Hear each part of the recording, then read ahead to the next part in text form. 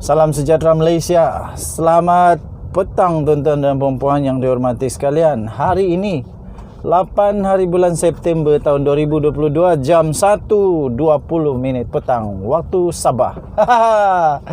Denyut nadi suara rakyat terus bergema di channel ini. Nampaknya ramai orang yang kantoi terlampau-lampau ni.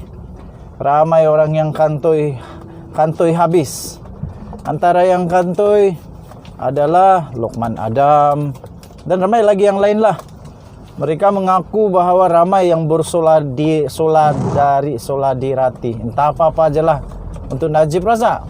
Tapi alih-alih yang didedahkan perkara sebenar tak seperti yang diklaim oleh mereka. Contohnya baru-baru ini di Pekan Pahang kata ada lebih daripada 5,000 orang. Dengar-dengar kata lah ada lebih 5,000 orang kononnya. Tetapi alih-alih rupa-rupanya tak sampai pun 1,000 orang, tak lebih daripada, tak sampai 2,000 orang lah yang pasti. Jadi yang lagi kesian, tak ada yang heavy duty pemimpin datang pun dalam solidariti itu. Yang ada Lokman Adam dan juga Isham Jalil. Jadi mana solidaritinya? Lepas itu tuan-tuan dan puan-puan, yang ini yang saya nak beritahu kepada kamu semua. Betulkah ramai orang yang sokong Najib Razak perlu diampuni? Sebab kenapa saya cakap begitu tuan-tuan dan puan?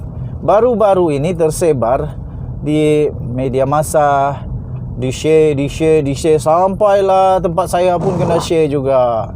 Iaitu petition. 2 petition yang telah saya tengok.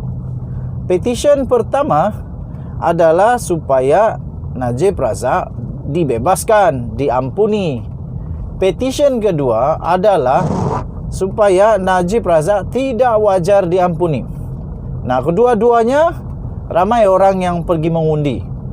Tetapi yang menghairankan saya, ada satu laporan berita yang saya tak ingat di mana, tapi yang pasti dia kata 70% kecewa dengan apa yang terjadi kepada Najib. Jadi soalan saya, 70% itu dari mana? Siapa? Dan 100% itu dari mana diambil angkanya? Kerana setelah saya tengok petition dan saya bandingkan, nampaknya orang yang mahu Najib Razak diampuni itu sangat sedikit. Tidak menggambarkan huha yang sekarang ini kita dengar. Jadi adakah petition yang menandatangan supaya Najib Razak diampuni itu hanya itu sahaja daripada 30 juta, hampir 30 juta rakyat Malaysia? Kerana tuan-tuan dan puan-puan, kali terakhir saya semak petition pengampunan Najib itu tak sampai pun 60,000. Kalau saya tak silap, okeylah kita kata sajalah 50,000 lah, kata saja. Ataupun apalah, kasih naik sikit 60,000. Takkan 60,000 saja yang mau Najib diampuni. Kalau saya tak silap, ahli UMNO ada 3 juta orang. Ahli UMNO yang paling ramai, parti paling besar di Malaysia, ada 3 juta orang ahli. Jadi kalaulah daripada 3 juta ahli, hanya 60,000 yang mahu Najib Razak dibebaskan, makna kata mungkin sahaja hanya mereka yang tegar saja yang sentiasa tetap, apapun Najib salahkah betulkah, Najib tetap bosku.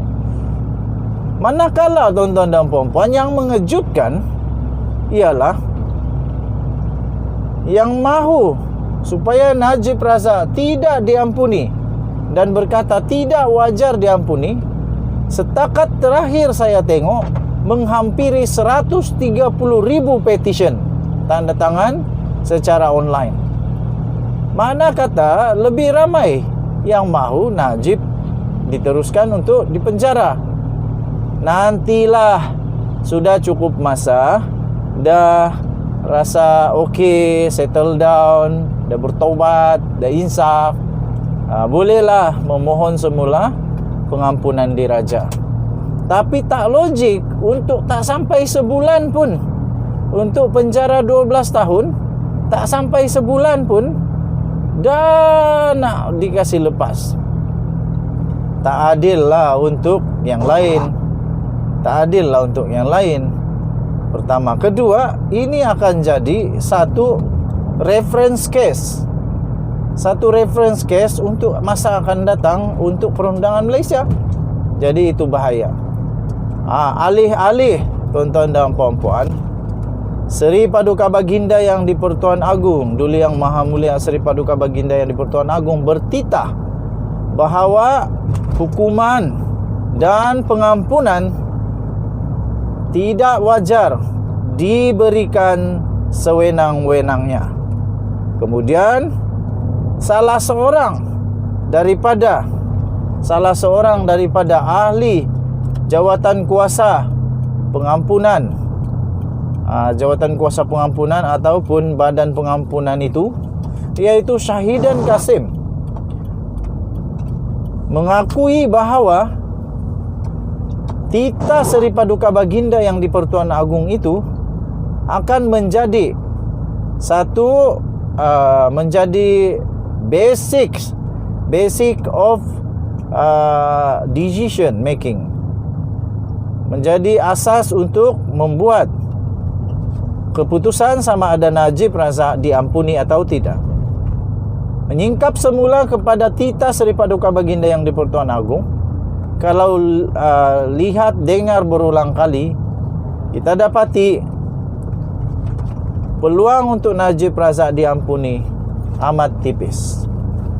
Tuan-tuan dan puan-puan yang dihormati sekalian, jadi sebenarnya yang mahu Najib diampuni itu siapa? Siapa sebenarnya? Kenapa begitu sikit?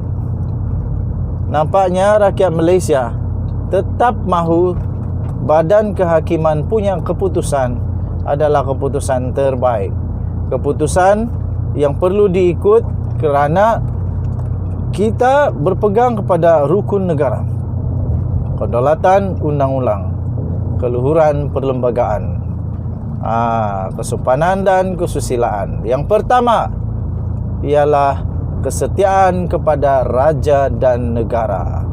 Pastinya kepercayaan kepada Tuhan, kesetiaan kepada raja dan negara, keluhuran perlembagaan, kedaulatan undang-undang, kesopanan dan kesusilaan. Itulah rukun negara kita Malaysia.